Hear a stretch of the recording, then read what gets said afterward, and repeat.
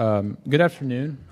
I'm Bruce Dwayne. I'm with the NCDOT CAD integration team, and we're so glad you've joined us for, so this is 3D design and plan development, digital delivery at NCDOT. Before we dive in, just a couple of quick reminders. There will be Q&A at the end. A QR code to sign in for PDHs will be shown on the screen and posted on the wall at the end of the session. Additionally, this is the last session of the day, and there will be an extra QR code next to it, leading you to a short evaluation. Once you complete this, you will receive a certificate via email for all of your PDHs from this workshop. Now we are delighted to have this panel moderated by Tasha White, NCDOT State Roadway Design Engineer. So without further delay, I'll hand it over to Tasha. All right, thank you, Bruce. So initially when this session was conceived of, it was going to be a presentation much like the other presentations that you've seen today. But I think that a couple of the folks who are on the panel who are engaged to start thinking and like, we do presentations all the time, right? And we'd rather have this be more of an interactive session. And so what you're going to get is about 20 minutes of presentation, focusing on things that we have done thus far in terms of 3D plan delivery, software, what engagements we've had to try to make this more of an integrated system. And then you're also going to hear a lot of where we'd like to go. What are some visions that we have, maybe some touch points, some hard spaces, and things that we're thinking about. The idea is for you all to maybe generate some questions in your mind so that when we open the Q&A, it's not going to be like the previous session where we have pre-planned questions that everyone will answer. It's really for you. We want to hear from you what issues you're having based on what you've heard today or your own experiences. What questions do you have for our panelists? And so with that, I'm going to introduce our panelists, and then we'll get started with the presentation. First, we have Vaseem Baradawala. And Vaseem is the team lead for our NCDOT CAD integration team. Bruce is on his team. He's kind of serving as the central hub for coordinating and optimizing our CAD workflows. Next, we have David Claudio. David Claudio is our Western project development and design support group lead for roadway design. David has about, 27 years of experience. He's also serving on our digital delivery work groups for pre-construction, construction, and asset management. Next, we have Nick Pierce. Nick is a project engineer in structures management. He's overseeing the policy and development group. He's also involved in those same digital delivery work groups. Next, Matt Alexander. Matt is our state geotechnical engineer, and I asked him, could I say this before I said it? But he's kind of been tagged with Matt of the Earth. And we have a Matt of the Water also, Matt Laufer. I think that's a gift from John Nance that just keeps on giving. If you're like me, I watched Avatar like the cartoon, and so it starts triggering, where's water, where's air, and where's fire. We haven't decided yet what Matt Clark is. So next, we have DeAndre. DeAndre Riley is a utilities engineer. He's in the Eastern region. He's also serving as their CAD coordinator for the utilities unit. I actually skipped a little bit because I have my favorite Bill. Bill Elam is PEF. He's the hydro rep for today. Bill has 29 years with NCDOT's hydraulics unit, and then he's retired. He's working for AECOM. Bill has been at the forefront of hydraulics, CAD, supporting geopack drainage and other standards for the whole entire time. He will tell you that he worked for me for like a very short time. He loved it. He loved it. So without further ado, I'll pass it on to Vincent.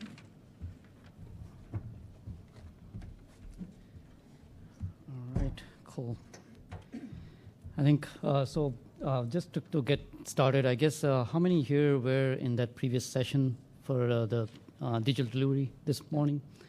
All right, awesome, just so I don't repeat the same stuff. All right, so So my name is Wasim Bardawala. I'm with the CAD integration team. This team is about a year into the formation.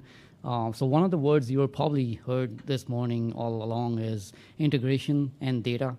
That's one of those catchy phrases that my team actually, when we were trying to form this team, one of the first questions asked was, what do you want to name the team? And integration was the first thing that came to my mind.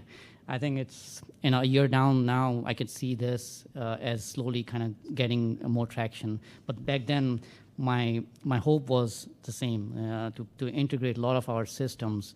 One, our existing systems inside DOT, and also looking at what's out there from other softwares that we can integrate into our project delivery. Mostly just from the QA, QC, and efficiency standpoint, what's practical that's going to work for us and be more efficient. I keep telling others, this is more of a connect the dots game, pretty much for NCDOT. We're basically connecting pre-construction, construction, and asset management using new softwares and the existing ones that's already in our system. So CAD integration team's been involved with a lot of these different areas, trying to connect everybody's workflows, softwares, hardwares, DIT, and some of those items that are right now in the hopper. We just put out the work set folder on project-wise. OpenX plan set is on our website for a sample plan set for ORD. CAD, and then we're working on getting the CAD integration team website a little bit more built up, so then it'll be a one-stop shop for a lot of your CAD needs and stuff that you don't have to go through different websites to jump through different websites for guidelines and stuff. So in progress, CAD guidelines, version 1 was out last December. We're working on version 2 guidelines. Again, I feel like version 2 might not have much, probably enough in there, but I feel like there's right now, just from a manpower and resource standpoint, we're going to build up on version 1, but I feel like version 3 would be more of an all-inclusive CAD guidelines with a lot of things that right now that industry is looking for.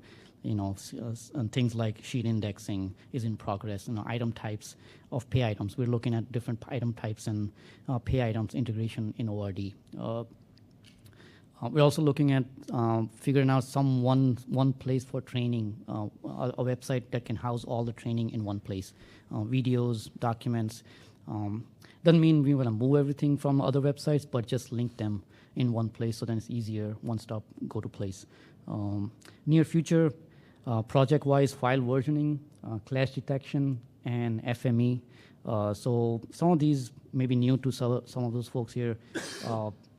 We're looking at different disciplines and other, pre-construction, construction, asset management, and trying to see where the needs are. And based on those, right now I say in progress some of these items here and near future. But based on priorities, we can have project-wise file versioning as a more priority, depending on what the industry is really looking for. And that's where I feel like I need more feedback from folks that are actually in design to give us that feedback on what's more priority now than the other items. A little bit update on utilities. So 1012 and 2023 workspace has been updated.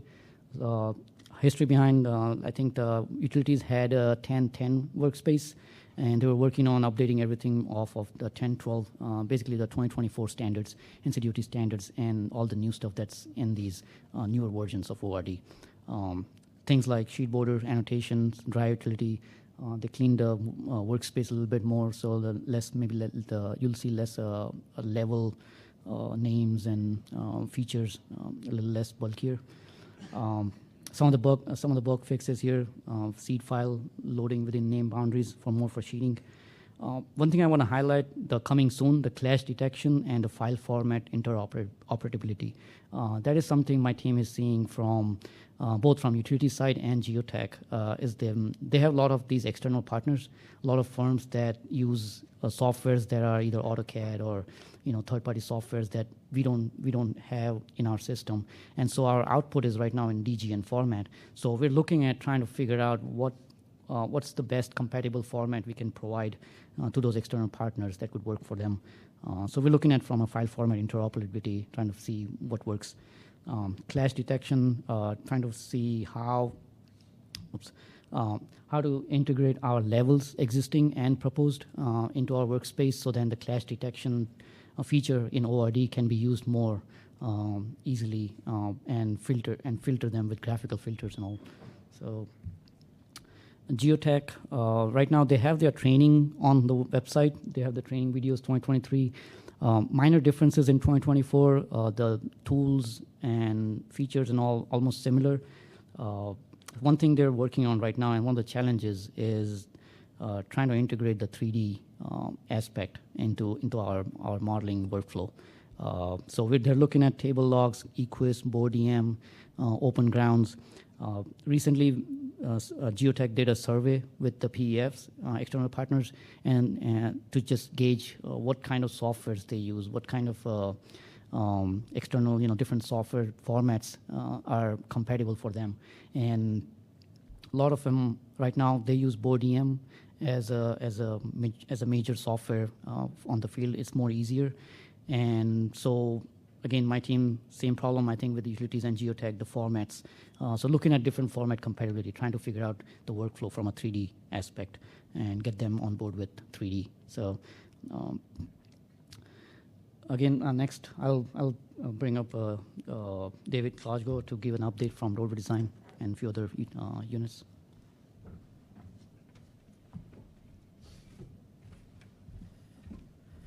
Thank you, Vaseem. So I am going to cover roadway, hydraulics, then a couple of other ongoing active things we have. And because we're short on time, I got my guardrails here to keep me on check. Otherwise, I'll be talking for the whole session on these. So let's see here. As we learn more about 3D design and plan development, the roadway design unit is continually updating our design manual, our roadway design website, and our workspaces. Whether it's the latest design guidance, whether it's CAD resources, or information on updated policies, you can find it on our roadway design website. Here you can find helpful links. You can register for our consultant email distribution list. You can complete our contact form if needed. And kind of looking over here on the far right, I do want to point out that is our homepage for our website. And on my fourth slide, I'm going to introduce a new website for everyone, a CAD support website. And if you're trying to find a quick link to get to that website, if you come to our website, on the second link down, that is a quick link to it. So, because I didn't have a link on that fourth slide, so I figured I'd show you on this one. There's an easy one to get to. Roadway has a lot of training modules. We've got over 16, 17 training modules. With the adoption of ORD 2023, we've gone through those modules, and slowly we've updated those modules to align with the 2023 ORD software. What I wanted to point out is a couple of training highlights that I think are highly anticipated. The training modules 12 and training module 16. Training module 12 is interchange modeling, and training module 16 is our plan and I-model review models. So hopefully we'll be pushing those out shortly once we get through all the testing. And lastly, for roadway, I want to talk about our civil cell development. It's a recent development that we've been working on. When looking at creating modeling efficiencies, we ask ourselves, how can we do it better? How can we complete our designs faster? Civil cells allow the user to place predefined design layouts and reduce detailed modeling efforts. Once placed, the civil cells will allow the designer and design elements to be modified quickly and capture construction quantities. Just a couple of examples of design features that will benefit from civil cells are driveways and U-turn bulbs. So on the bottom left of the slide, we have an active project where you see two driveway layouts. The driveway layout on the left was created what we call stick-built. You place an alignment, you create a profile, you drop your templates, and build your cross-sections. The driveway to the right of that, which is a clone of it, was actually created by dropping just a civil cell. And the difference between creating the driveway on the left and the driveway on the right, we're talking hours versus minutes. So it is a huge efficiency. To the right of that, you'll see civil cells applied for a bulb out. We have many projects now where we're looking at RCI corridors. And along that corridor, you're dropping bulb outs, at least 2 for every intersection. And with a civil cell, it allows the designer to drop that bulb out, look at the impacts, and then you can quickly, easily adjust that bulb out based off of impacts. And it really greatly reduces the design time when it comes to detailed modeling. All right. Moving on to hydraulics. Much like many other units, the hydraulics unit has been hard at work making updates and improvements to both their workspaces and CAD resources. One recent notable update is to the civil labeler. The civil labeler will now pull riprap quantities into the reference files. For more information on this new tool and a more comprehensive update on hydraulic improvements, I would encourage you to visit the hydraulic unit webpage and look for the link to the resource of ORD drainage, which is highlighted by the blue arrow there. Another important section of the hydraulics homepage is called Stay in the Flow. There, you can sign up to receive the hydraulics unit newsletter and also provide project delivery comments and innovative ideas. An important part of providing those ideas and comments is for the hydraulics unit to identify what things are instrumental in helping identify and understand the needs for the designer. And then for things to come, please be on the lookout for updates to the drainage manual and to the ditch design manual. And for the last bullet, I know absolutely nothing about land uses for pre and post discharges. So for those that want to know more, I encourage you to stick around and ask Bill during the open discussion during the second half of this presentation.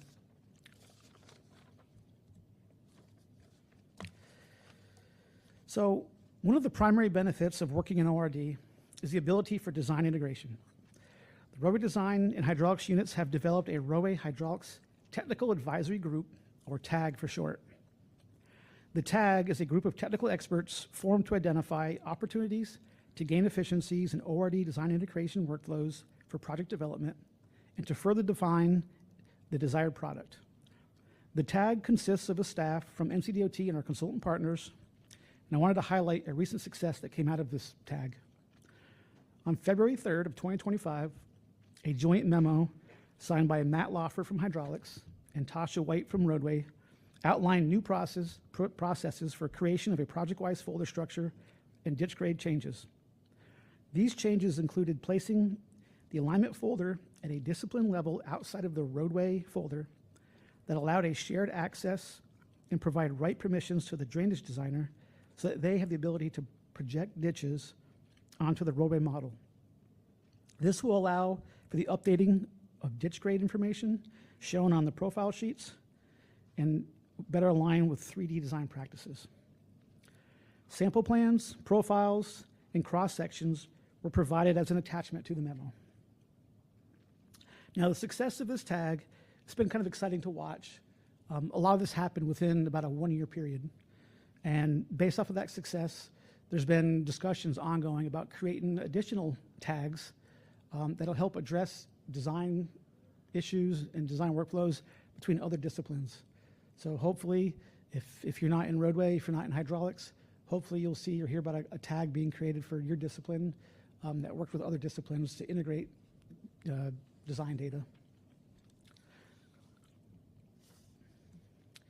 And then my last slide is on the ORD support portal. This is where I mentioned on our roadway website under helpful links. It's the second one down. But in our effort to provide a single source of CAD support and knowledge base sharing for 3D design, the department has created a NCDOT ORD support portal. This is a single location for ORD and CAD users to ask questions, to read articles, to find training, and to get support. Each question asked has the potential to provide information for the entire community. Here you can see on the home page, we have tabs for each discipline. A section for top-rated articles and new announcements is on the bottom left and on the far right. When clicking on the individual disciplines, you can search for past questions and answers, and if you do not find what you're looking for, you have a spot to ask new questions. If you get in there, you're going to notice that right now there's a lot of empty tabs. A lot of disciplines have no questions asked. So in order for this to be beneficial to the whole community and to the department, I'd encourage you to visit this site, start asking questions, drop questions in there that you think will spark conversations, and then go back and look for responses. And then one thing that I wanted to point out is that this site does require an NCID user credential for access. So if you do not have an NCID user account, please work with your appropriate support staff and acquire that NCID before visiting this site. Otherwise, you're not going to get in. It's just going to give you an error. And with that, Vaseem and I have talked about ORD. We're going to hand it over to Nick now, who can talk about OBD and structures. All right. So a quick update from structures. Just one slide to go over before I turn it over. So we've been in phase 1 of Open Bridge Designer. I think for those of you who have heard me from day one, we're going to take baby steps before we started walking. And then when we start walking, then we're going to continue until we learn to jog, right? We've been working on our workspace. We're trying to move into that phase 2 where you actually just do a 3D model and then create 2D plans from it. As you can see here on the left, for the 2023 workspace, we've been updating our bridge features, the 3D decorators. We actually did configure our workspace to, if you move the bridge templates into the new workset folder in ProjectWise, our workspace will recognize that, and you will be able to edit the templates in there. We are working on our sheet seeds and the place name boundary tools we've been working on. You can now do a plan and profile to create your general drawing instead of referencing and just trying to use either the Hydro BSR for the profile view or roadways plan view. And we have upcoming, we're working on the SMU Notes app, if any of you know what that is. All of our standard notes, we actually have an in-house app that our users can just click on the note they want to use, and it just creates that whole notes chart for our general drawings, and you just plop it right in your plans. We're trying to make that available to everybody instead of just in-house users. We've been working on the Excel tables for bill of materials and other features that can be extracted right out of using a 3D model. We're working on the place name boundary tool for the plan view to just go ahead and automatically put the north arrow in there for you, so you don't have to kind of figure, where's the north direction, even though you've rotated it for us. We've been working on civil labeler tools. So again, like the general drawing, if you're trying to label the existing ground, you can automatically just pick the tool and just start clicking away. And then structure item types. We've already got some in there. We're working on not only for long term, we're thinking for construction, add things like materials and pay items, and then asset management so we can extract that back into our Wiggins for inspections. We're trying to build in some of the SNIBI items, so that's what we're working on. So I guess my last question before we move on is your firm ready to move on to phase 2?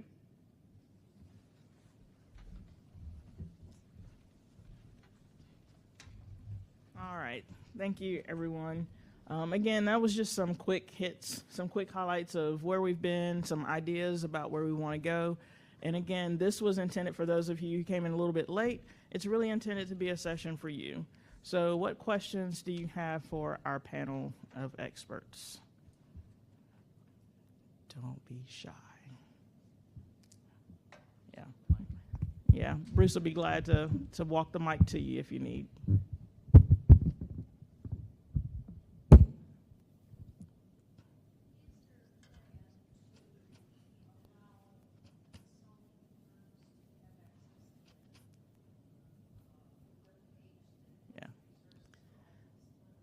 So can I get you to ask that question one more time with the mic? I think we are recording, so just so it comes across. I was wondering if the webpage that you had all of the disciplines in and that people could have for a resource, if you were going to allow access for consulting firms, Okay? because they don't have NCIDs. Yeah. Seem or Jason? Just kinda take it. Is this on? So I think a lot of consulting firms do have NCIDs, and they have the ability to obtain an NCID. It's where the support portal is located, requires you to have that access credential. So yes, as of right now, anybody with an NCID can access that portal. And then if you do not have one, you have to work through, I think, NCDOT. Yeah, NCDOT would be the one that would help you get access. So you can go to NCID webpage, and there should be steps on how to obtain a username and password for that. Okay, Yeah. so Nick's saying that if you already have access to SharePoint, then you should have your NCID credentials and should be able to access that webpage. It was a it was a friend that went to a consulting firm, and she's a computer IT person. And I don't believe she has an ID, but she's the one that told me about that webpage. Yeah. Actually, I'm a DOT employee, and I didn't even know it existed. Right. Yes. And so the answer, again, is yes, that if someone who is not an NCDOT employee or who already does not have an NCID, that they can make that request so that they can have access. And the intention was always to have, I see Jason here, and I think this was like one of his brainchild, right?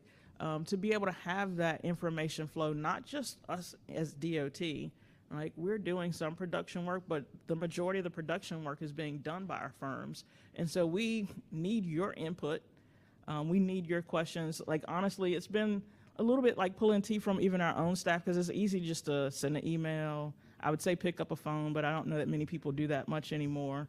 A team's invite and they say, hey, I've got a question about this, and we naturally tend to want to help and answer that question. The problem is if you don't use the portal, then it's not getting captured. And it may be something that someone else has had the same experience and may have an answer to, right? And so yes, the intention is for everyone who is working on a DOT project to be able to feed into that portal.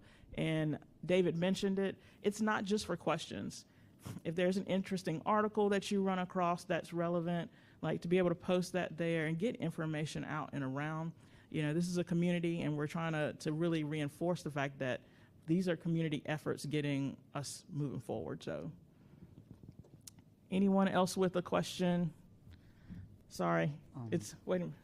Go ahead if you want to, because he's walking to the next question. Okay, let me ask just a general survey. How many here used the ORD support page for questions, or at least log in? Just logging in? Okay. Yeah. All right. So we have a few. So cool. How many know its existence? Okay. Yeah. And that's been the hard thing. Like, we've tried to advertise this in several different ways. There's like the project delivery newsletter. I attend a quarterly meeting with ACEC for subcommittee for project delivery, and we've tried different mechanisms. It's here. It's available. Like, for the longest time, we couldn't have our firms get access and been waiting for IT to pick up, right? Like, we're here. So please, by all means, spread the word. It's what we really want you to use. Again, it's just trying to continue to build that community. Next question. I have two questions, actually. The first one, and I apologize, I came in late, so if you went over it and I missed it, I'm sorry. Are there any updates for disciplines like traffic control, pavement marking, signing? Yeah, right now I think they're all just going steady on, as you know, status quo on the 2D plan set deliverables using ORD.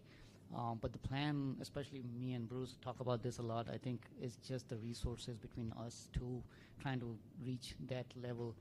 First priority from that side is the phasing plans, especially the on-site detours and just the general your traffic management plans. I think that's where we want to focus on getting that 3D cross-section workflow going, because right now it's 2D, and I feel like that's the challenge most designers are facing right now, is you get the 3D model to those guys there, but then the output is still a 2D, and the cross-sections and all. I think that phasing quantities and earthwork and even just the general phasing quantities, that's where we're kind of prioritizing our next unit to really focus on, is the phasing side of things. Okay. Yeah. And my next question, sorry, anybody else wants to go? No, you got it. I was kind of curious. I'm a roadway designer, so I work with hydro and structures all the time, and one of our biggest issues is incorporating models for drainage and structures around bridges and retaining walls. Do you think there will be like a formal module on best practice for that, or is that kind of being developed? Sorry if that's a tricky question. So that is a question we can take away today and make it part of the roadway hydro tag that I talked about to look into. Or you can go into the portal and ask the question in the roadway section as well. But so I think if I heard you correctly, you're looking for a module that looks at the integration between the roadway, the hydro ditching, and then the structures, end vents and stuff? Yeah, I think sort of just a best practice, like almost like a workflow, like the best process to do it. Because I think there are some things, like when you get to the abutments and things like that, where everybody just sort of looks at each other. Bill, do you have any suggestions, Bill, from the hydro's perspective of that? It's funny because we talk about that. It seems I'm loud Get- enough that everybody can hear me. Right? No, get a mic. We're even recording. All right. So there's a little bit of a who's in charge of doing what. Yeah. Structure says they don't do sloping abutments, correct? Y'all only do the vertical the concrete end walls. Yeah. That is something in future versions that we could actually start working on. So we're not there yet. No, and we're not either. We're trying to. We've seen a couple of demos for like people trying to model the sloping abutment, and it doesn't appear to be the easiest thing in the world, but I think we need to keep working on it as we have. That's where we probably get a PE person that's figured out the trick to do it. Nelson King had kind of learned how to do it, and he disappeared to Florida. So we'll see if we can, he's KCA, so we'll see if we can get some help from him, or if somebody else has figured out how to do it. Yeah. So, because modeling around that abutment, transitioning from a 2-to-1 to a 1 3/4 to a 1.5 to 1, and all it, to get it as detailed as I think people like it to look that's a challenge. Okay.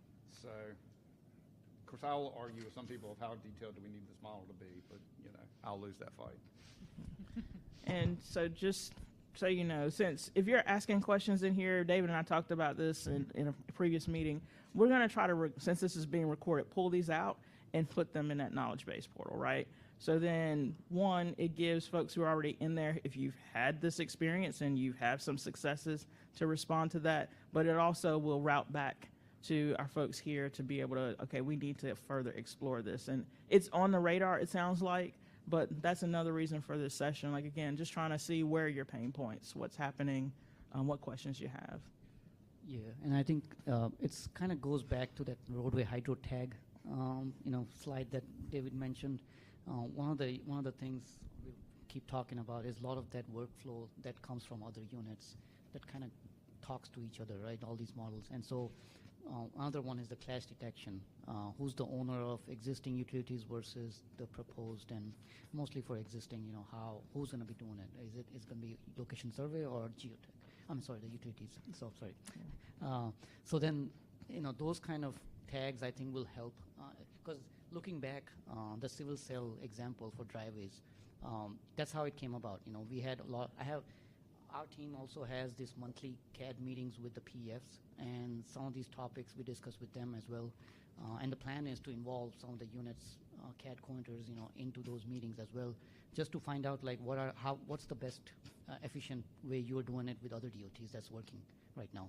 And so it's no sense in reinventing the whole wheel. Kind of just look at other processes that are working out right now and see how we can integrate into our system. So we're looking at from that perspective as well. So I think those tags in the future will help, but questions like these coming in from ORD, the support page, will help us kind of see this as a priority and put them more in front. So. All right. Have a question right there.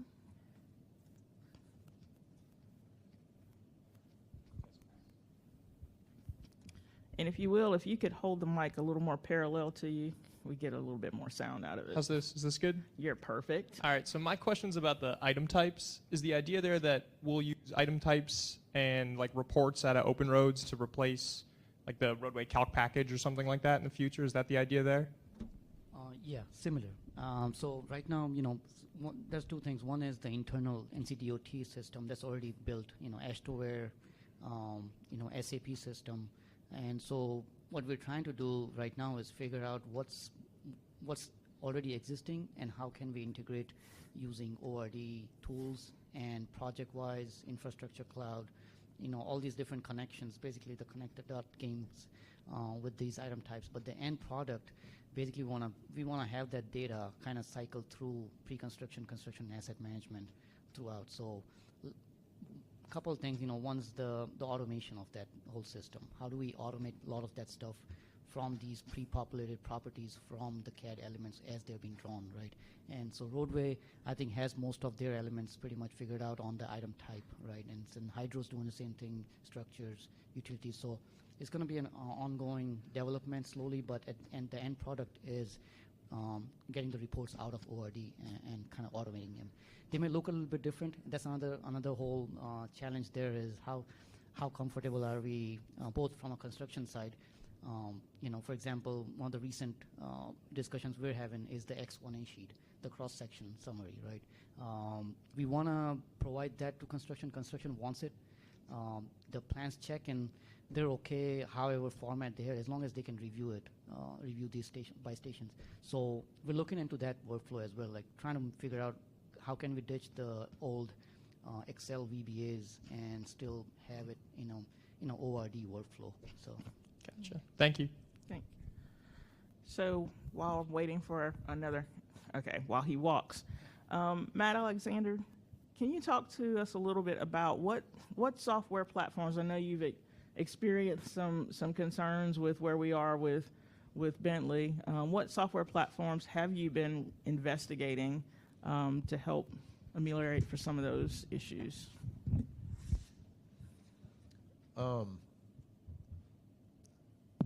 It's on. Everything on the slide. So we investigated. So going back to the survey, what we started with was a survey of our PEFs that we have under our unit's limited services contract just to get some feedback. A couple of the key points of that survey were, do you want digital logging? And it was a resounding no. Nobody wants to log with a tablet on the side of a drill rig, which was interesting. Everybody still wants to stick with paper. Okay, so nine out of 10 did not want it. One did. And then it was, what software do you use or do you want to use? And it was the one that Bentley's not going to support anymore. And so that kind of forced us to start looking at how well Open Ground is working and what's been promised and what's been delivered. And then trying to look at other alternatives, sort of like Wasim alluded to, is what other packages are out there that we can use that can then talk back to ORD so that we could work towards this model as a legal document for a geologist or a geotech to turn over to roadway to use so that they're not relying on us to tell them, okay, now you need to not undercut this or undercut that. So that's sort of the end goal. That's a long answer to say we've looked at several softwares. Right now, BoardEM that Wasim mentioned is the one that we are assessing internally. They've been very responsive to trying to help us pull some of the open roads information into their platform. And then the bigger, higher level question is sort of what our deliverable is. So it's a whole can of worms. It's great. That's why you're Matt of the Earth. Next question. Thank you. Hi. I wanted to ask about the Project X integration. How does it work, or is it like still going to upload it to the Connect site and then we have to download the roadway files through there, or can we share directly through the project-wise? You mean the project-wise Yeah, integration? project-wise integration. And I didn't get the answer, so So is it like if we, I'm a geotech engineer, sometimes you are working with outside roadway consultant, and when we download their files, some definition style get messed up, setting up the work set and things like that. So I wanted to know, instead of like uploading it to the Connect site and downloading the roadway files from there, can they share their project-wise folder directly to us, or can NCDOT share the project-wise folder directly to us? Yeah, I don't think the sharing, I think logging in to the project-wise system is the way to go, rather than connecting it to, for example, a company project-wise system. I don't think it works this way. You have to connect. You have to log in to the project-wise, but I think the reason you're asking that question is probably because we're missing that guideline, on that step-by-step process of how do you export a project out of project-wise, or the whole set. And that's what's one of the things being worked on right now, is getting that guidelines, at least just the basics of like logging in to project-wise. There are efforts going on right now internally to do a monthly or going around these different units to do these webinars on steps to use on these projects, the practical how to use project-wise. But to short answer on yours, I don't think it's doable from exporting off of project-wise, but I have to check with the project-wise admin on this. So I'll probably ask the project-wise admins on the question and get you back. Thank you. And I know from my experience, like, there's endless options with ProjectWise. You can, you can just choose a folder on ProjectWise, right-click, export, and if you check the right box, the whole project will be duplicated locally wherever you decide to put it. So, like Vasim's saying, there's all these options, but currently not a lot of guidance. So that's definitely a priority for us going forward. All right. There's a question. I thought I saw hands starting to go up. There we go.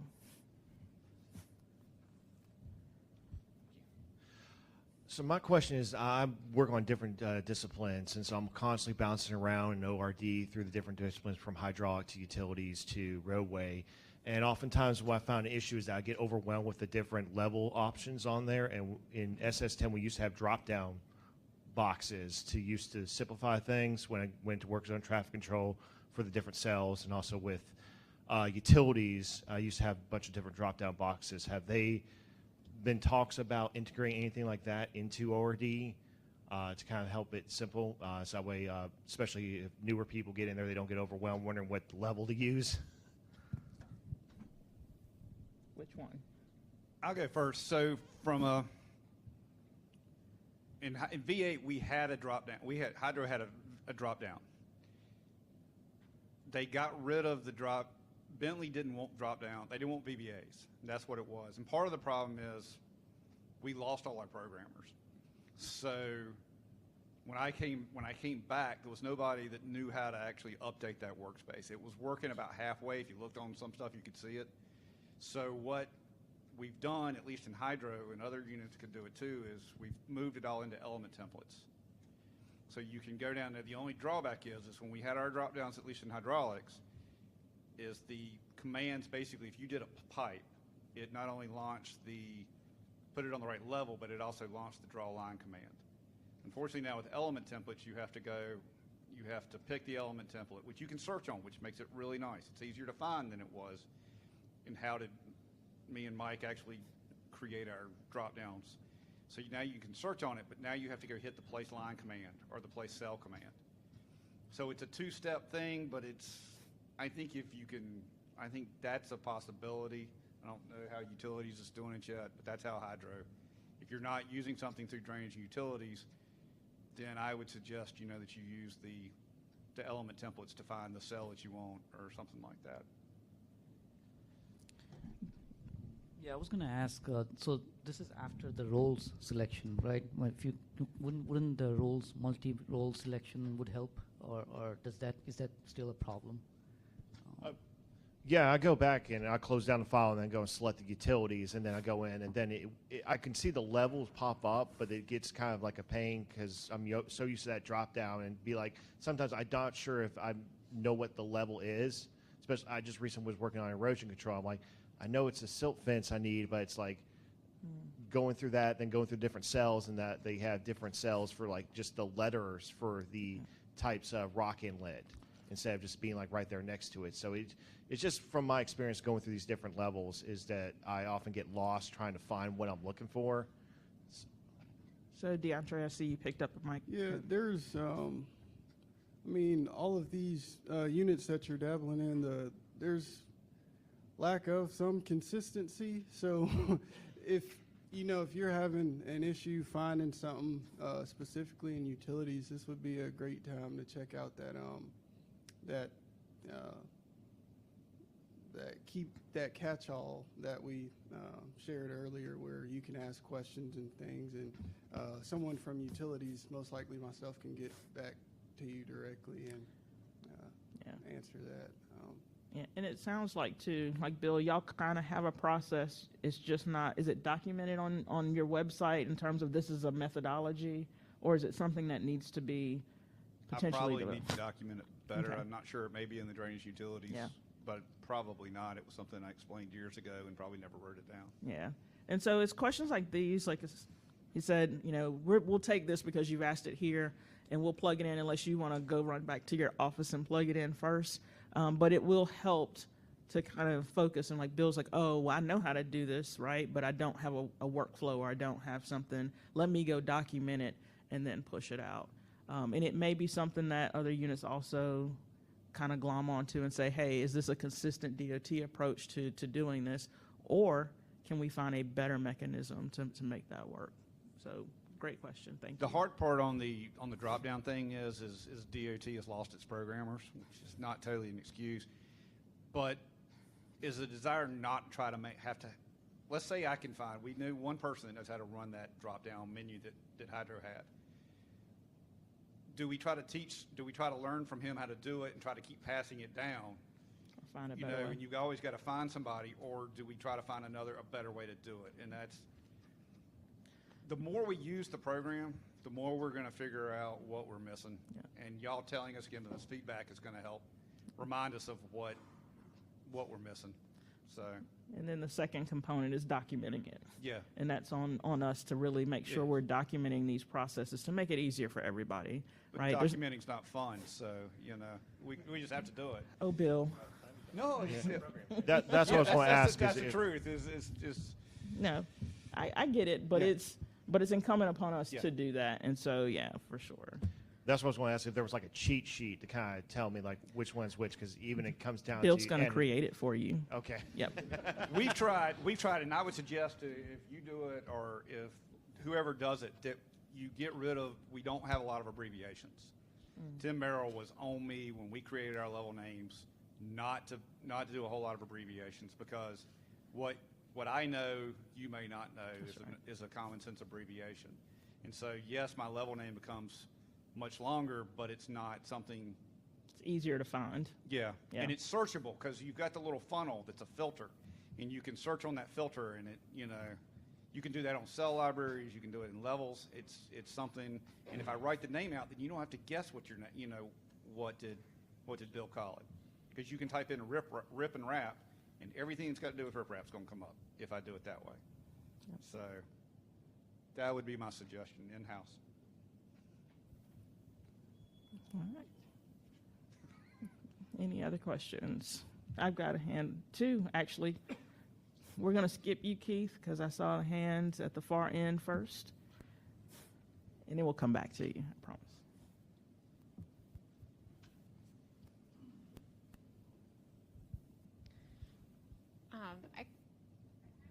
A lot of questions about this topic, but I'm going to start with this one. I was going to say, if you do it parallel, it probably pick you up. Yeah. Or is it dead? Dead. There you go. You kind of have to hold it parallel to your. Yep. There we go. There you go. So the question is, the first one starts with intersection modeling. So right now, I think the way the modules are set up, it has us doing linear templates around the radii with profiles along those radii as well, and then surface templates in the middle. But the surface templates don't account for wedging. So we found an alternative way to model that too. But I was wondering if DOT was planning on updating a module for that to address that issue. Yeah, I think first, I think we're open to any suggestions, like any other workflows that are already out there with other DOTs that are working. So again, going back to that civil cell, that's how that came about, because some of the PEFs gave me some examples of how they do it with other DOTs. So that was a good way of going back to the internal folks and discussing a different workflow that's out there. But again, I think one of the drawbacks with it goes all the way to SS2, SS4. Back when I was doing corridor modeling, intersection radiuses has always been a challenge. I think it's one of those drawbacks with ORD as well. Regardless, I think it doesn't matter what project you're working on. I think once that skew goes a little tighter than your 90, it starts acting a little weird with the models. I think every DOT is probably struggling with that particular aspect. I think it's going to be a challenge probably next versions as the software improves. But definitely roadway, we can look at it from a different, out of the box thinking on what could work. Because I think one of the things we're open is like the civil cells, but at the same time, we're also looking at from a civil cell, is it really helping from a pay item standpoint or item type automation in the future, integration into these things. So, before civil cells, I think we looked at linear templates as an example, but I think that's where the limitations were with the quantities wasn't really helping. So I think we got two kind of challenges. One is the actual software itself, but at the same time, we got to figure out some sort of workflow to make this work. So. And then my second question revolving around intersection modeling, or intersection design, I guess, is when we set those profiles along the radii, how is that being communicated to the contractor? So like previously, whenever we had a Y line coming to the L line, we would manipulate the super elevations of Y to match up with the grade of L. But now if you have the profile along the radius, that's out. That's void now. So how, are we supposed to be putting the profiles of the radii in the plan set? And if, or are we supposed to just kind of somehow put it on a detail sheet, like every 10 foot, put an elevation along that radii? Or how does the contractor know how to build it? That is something I think we looked at from a roadway hydro tag. Just same example that driveway, civil cell, long driveways versus the short driveways. Do the contractors even look at those models for that particular driveway, or is the main line good enough for them and they work it out in the field based on the conditions? I think that's something I probably would investigate more on my team with other disciplines. So, and one of the things too is that Liam is here, and so that's the benefit of the approach that the department has right now is a holistic approach, right? And so I said that David and Nick and I think Matt as well serve on multiple work groups with the expectation that there's some crosstalk and trying to understand what is it that you really need right now. Like year one goals for construction may not match year one goals for design. Right now, the contractors are probably used to getting something, but not to the extent that we produce. Even if you did that in corridor modeling, right?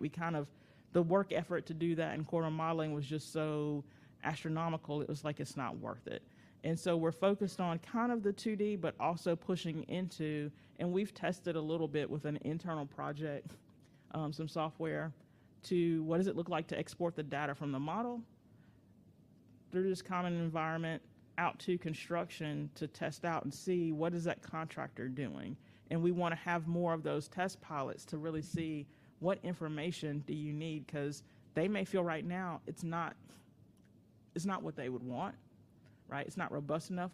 But the more we do it and prove that, hey, this is a product that you can utilize, right, then maybe we'll kind of get to your question of how do we best represent it.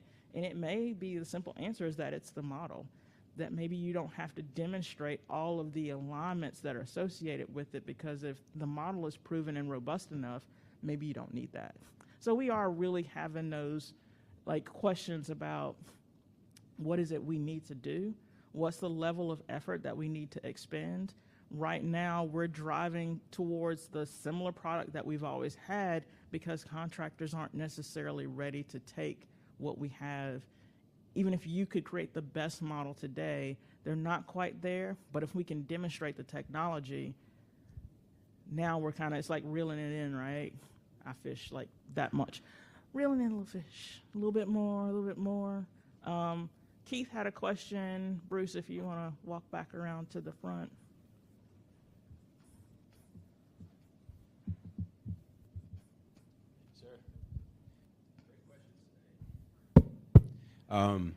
So this kind of ties to what Tasha was saying somewhat, right? So the department recently selected a consultant team to help support us with our 3D modeling and our vision.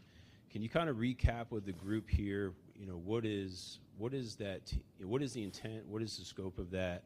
You know, are they going to be digging in, you know, getting into the weeds on a lot of what we're talking about here? Are they kind of helping with a larger mission plan? You know, what is the goal or objective here in the next little bit with that, with those additional resources that we have? Sure. Yeah, I think this one, I think it all started from my team initially, and then we realized there was the same need from all other disciplines. So initially, we were looking for something where they can help us with the digital delivery, overall pre-construction, construction asset management, workflows, trying to tie everything together.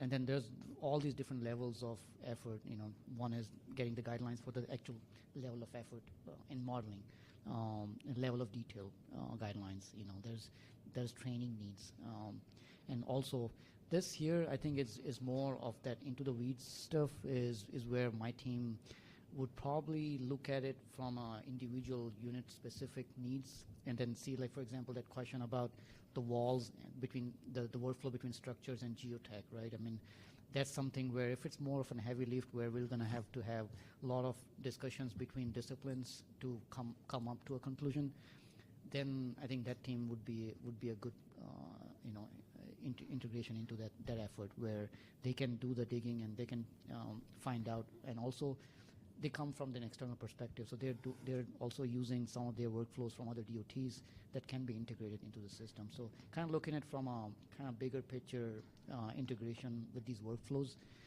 because a lot of our issues here internally is the manpower and also the knowledge of how this software is being worked by different other DOTs as well.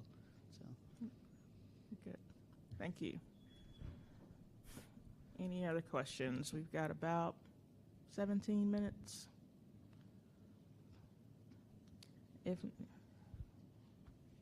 Go.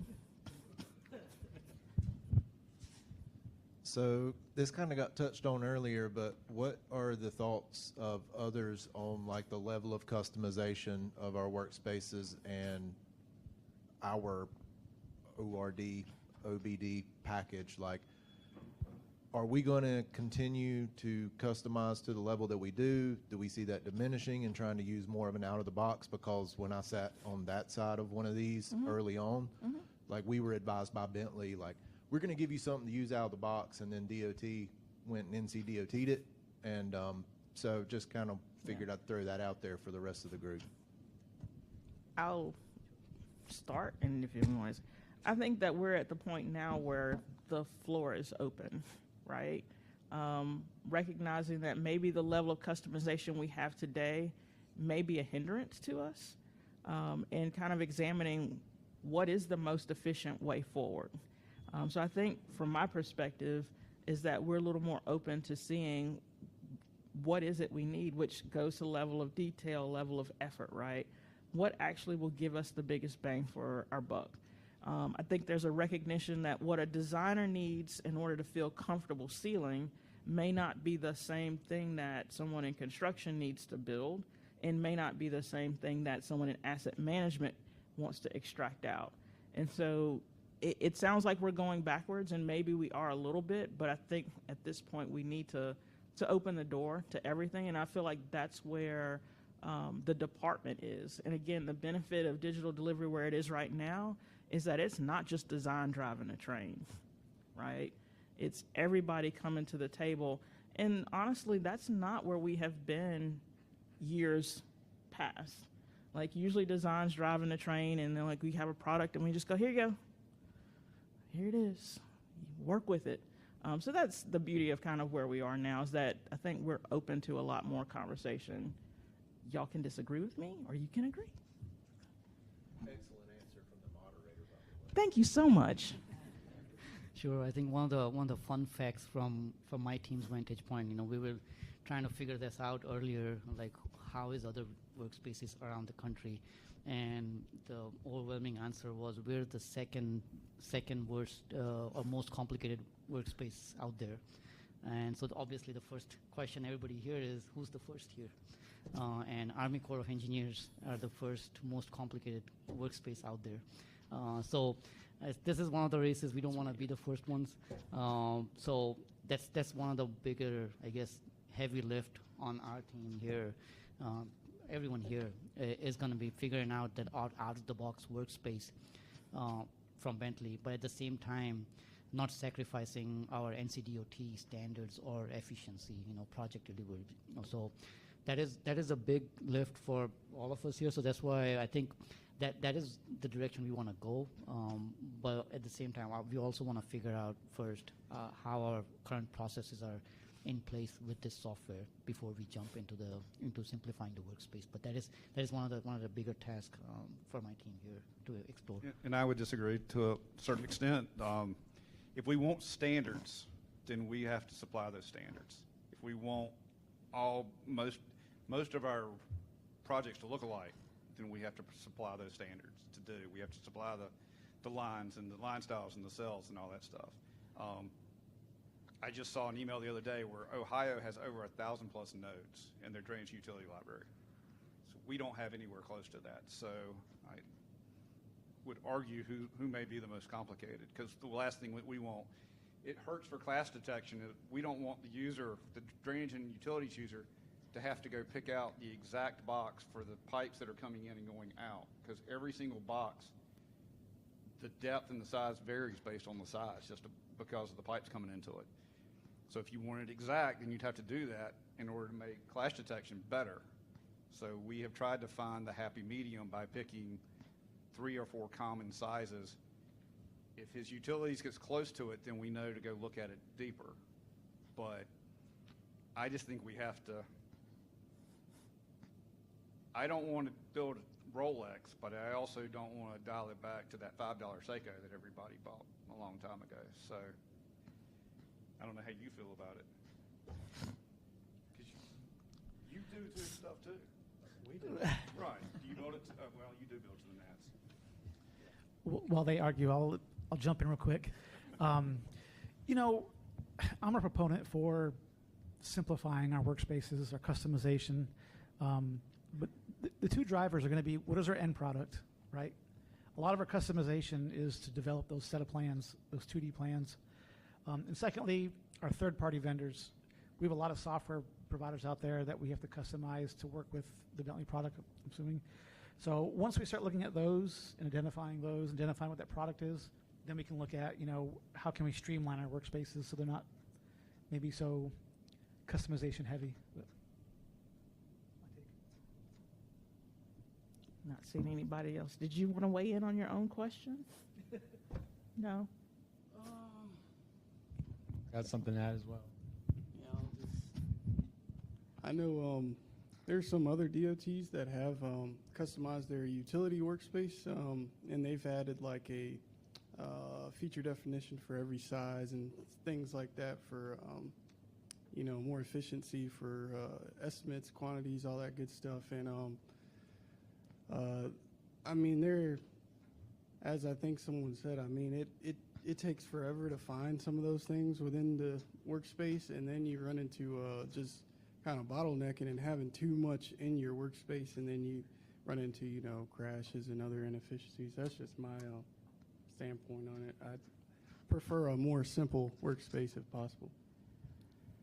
Yeah, I think there's definitely a place for simplicity, and I think there's also a conversation to be had about risk. I guess I'll plug something that should definitely be talked about. Like any survey, any project that was surveyed in ORD in version 10.10, and then if it gets upgraded to 10.12, upgraded to 10.12, brake lines were like skipping over where they needed to be, and that affects the cross sections because roadway references survey terrain. And theoretically, that could be avoided. Location surveys had customized a resource in the workspace. And when Bentley updates their software from 10.10 to 10.12, they don't account for the customizations that location surveys makes. So there's a whole level of risk that gets added when you're not making use of what Bentley provides. So it's not that simple, but that is a huge part of this. All right. So we're in the last 9 minutes, and I have a question for the panel. And any or all of you can give me a response to it, and then I have a question for the audience. So a question for the panel. What's the most significant benefit that you have seen as a result of the recent ORD workflow or workspace updates? Anything strike you? You're shaking your head. Like, I get it. I said you could answer it or not answer it. Anyone else want to take a stab?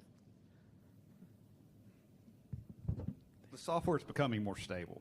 That's the thing that we've noticed. 10.10 was so much better than 10.9. 10.12 is so much better than 10.10. In 2023 has not crashed very often. So the hard part is do y'all stay in you've already got a project 10.10, do you move it up? We understand that there's risk that are associated with that. There's unknowns. There's the fact that we needed to change the way the sheets worked or something, or we changed standards. I updated the node cells where the connection points were, and that screws up your stuff if you upgrade. But there is stabilization to it. So that's what I like about, I don't know if there's as big of stuff when we go to 24 right this minute. So we'll see what happens. Okay, fair. Anybody else? I think one thing about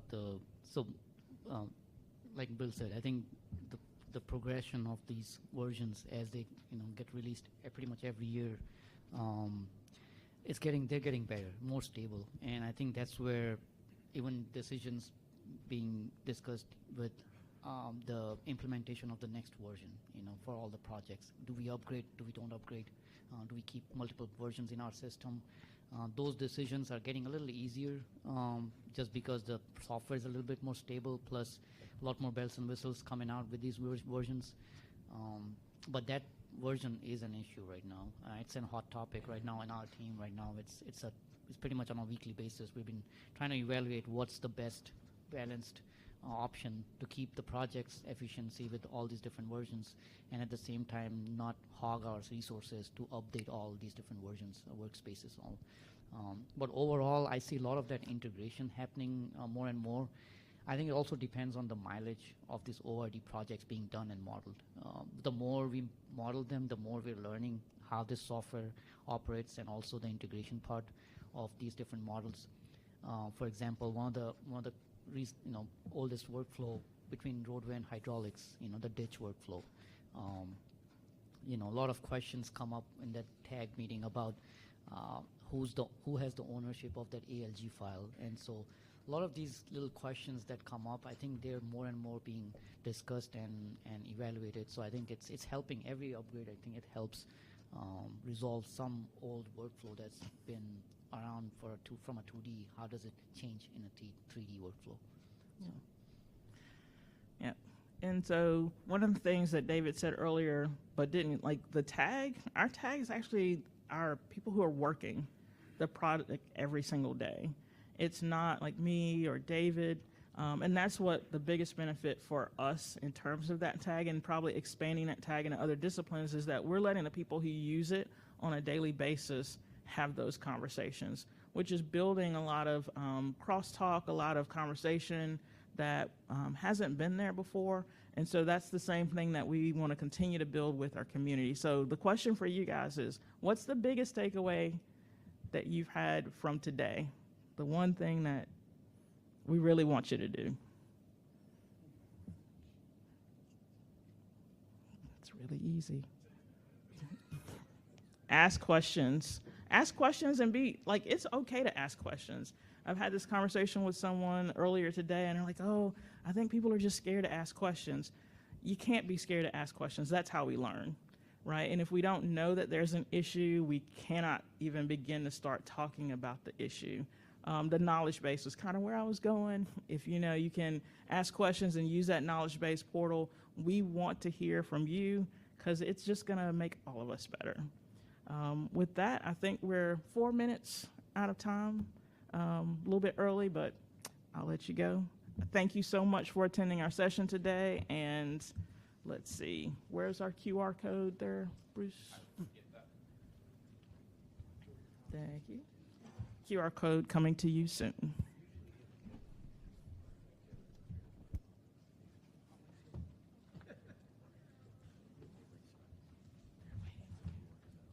Where's the